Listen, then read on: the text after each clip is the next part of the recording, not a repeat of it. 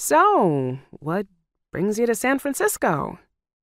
I wasn't great with small talk in the best of circumstances.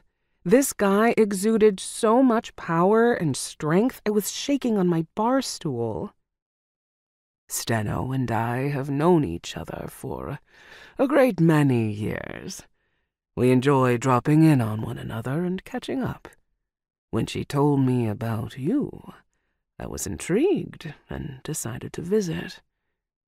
He took a sip of tea before we both turned to the angry voices at the far end of the bar. One of the bikers was getting into it with a longshoreman. Fire leaned over the bar and slapped a hand on the aggressor's chest, pushing him back. "Knock it off!" The men grumbled in an effort to save face, but knocked it off. "The tall young man you were speaking with earlier?"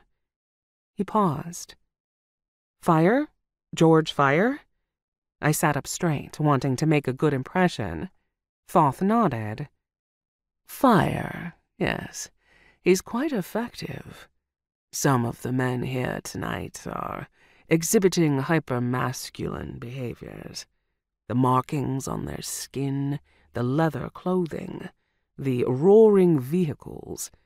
And then this other group who work on the docks are short-tempered and seem to be quite territorial about this bar. I don't anticipate these two groups mixing well." Stheno slid a bowl of nuts in front of us. "That's because this used to be a seedy hole in the wall for the dock workers.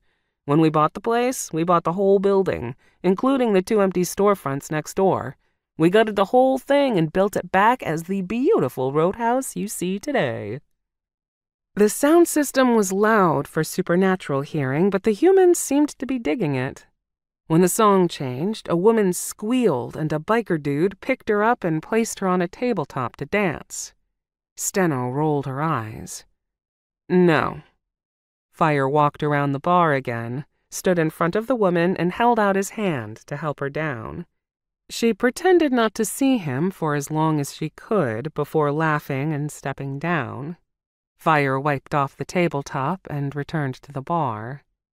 Some people were dancing, but most were standing around talking. The lucky few were sitting in booths, eating slices of pie.